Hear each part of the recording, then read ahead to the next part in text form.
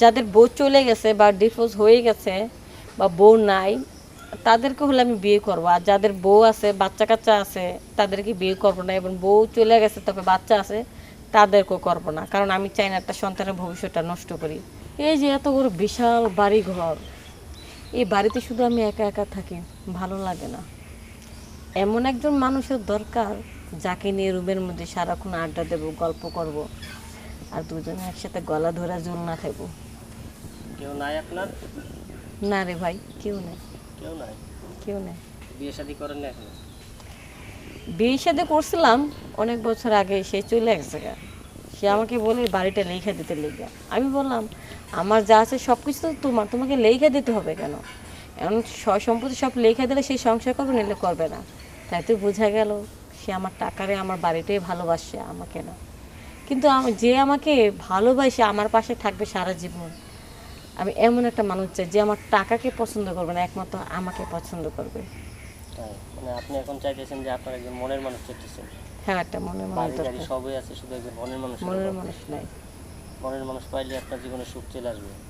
হ্যাঁ, এই যে একা একা কি ভালো লাগে? সব কাজ কাম তো কাজের লোক আছে তারা করে। তাই কীরকম মনের মানুষটা আপনার কীরকম চান? এই ভিডিওটা তো লাখ লাখ মানুষ দেখতেছে, লাখ লাখ মানুষ যদি আপনাকে কমেন্ট করে এই লোকগুলা কীভাবে আপনি পয়সা নেবেন? লাখ লাখ মানুষ যদি ভিডিও দেখে, আপনাদের কাছে একটাই রিকোয়েস্ট, এই ভিডিওটা আপনারা যদি মনে করবেন যে না আপনার উপযুক্ত আমি হইনি বা বিয়ে করার মতন আমি যোগ্যতা হইনি, তাহলে আপনারা একটা শেয়ার দিবেন। যেন আপনার যোগ্যতা না হতে পারে, আরেকজনের যোগ্যতা হয়তো হইতে পারি, সে হয়তো পছন্দ করতে পারে, আমাকে বিয়ে করতে পারে। আপনার শেয়ারের কারণে ভিডিওটা আরও দ্রুত ছড়া যাবে। কেউ যদি আমাকে পছন্দ করে বিয়ে করে তাহলে কমেন্ট করে জানাবেন, আমরা ইনবক্সে আপনাদের সাথে যোগাযোগ করব এবং আমাদের নাম্বারটা দেব। তবে একটাই রিকোয়েস্ট, যে আমাকে পছন্দ করে ভালোবেসে আমাকে বিয়ে করবে, আমি শুধু তাকেই বিয়ে করব।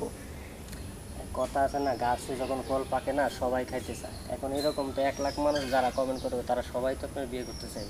এখন এই লোকগুলার ভিতরে আপনি কীভাবে? সেটার জন্য আমার একটু যাচাই করতে হবে। আমি একটাই খালি কথা বলতে পারবো, আমার কাছ থেকে তুমি টাকা পয়সা আমি কিচ্ছু দিতে পারবো না। আমি একটাই খালি বলবো, আমি তোমাকে সুখ দিতে পারবো, যেভাবে হোক তোমাকে আমি সুখী করতে পারবো। টাকা দিয়ে হোক, পয়সা দিয়ে হোক, বা মনের ভালোবাসা দিয়ে হোক, আমার এক কথাই, আমি কিচ্ছু দিতে পারবো না, শুধু সুখ মানে সুখী করতে পারবো, মানে আমার স্বামীর সেবা যত্নটা আমি করতে পারবো। আচ্ছা, অনেকে ধরেন যে বউ চলে গেছে বা বউ দুনিয়া থেকে চলে গেছে, অনেকে ডিভোর্স হয়ে যায়। এরকম কেউ যদি আপনাকে প্রেমের প্রস্তাব করে তো আর কিছু আছে? আসলে হ্যাঁ, যাদের বউ চলে গেছে বা ডিভোর্স হয়ে গেছে বা বউ নাই তাদেরকে হলে আমি বিয়ে করবো। আর যাদের বউ আছে বাচ্চা কাচ্চা আছে তাদেরকে বিয়ে করবো না, এবং বউ চলে গেছে তবে বাচ্চা আছে তাদেরকেও করবো না, কারণ আমি চাই না একটা সন্তানের ভবিষ্যৎটা নষ্ট করি। কারণ সন্তানের বাবার আমি সবসময় যদি আমার পাশে রাখি, ওরও তোর বাবার পাশে পাইতে মন চেবো। অতএব আমি মনে করি তাদের কাছে বিয়ে বসে আমি সুখী হতে পারবো না। আমার সিঙ্গেল, যার পিছু টান থাকবে না, বউ নাই, ছেলে মেয়ে নাই, কিচ্ছু নাই, তখন দরকার হলে দুজনেই সুখী সংসার পেতে পরে আমরা বাচ্চা কাচ্চা বানাবো। কিন্তু যাদের হয়তো আনম্যারিড ছেলে, আর নয়তো বিয়ে তো ছেলে হলে তার কিচ্ছু থাকা যাবে না, মানে সন্তান নাই, বউ নাই, এরকম ছেলে হলে আমি বিয়ে করব। আমি যেহেতু আপনার একবার বিয়ে হয়েছে, আবার এখন তো বিবাহিত মেয়েদেরকে বিবাহিত ছেলেদের তো চাইবে, আমি তো চাইবে না।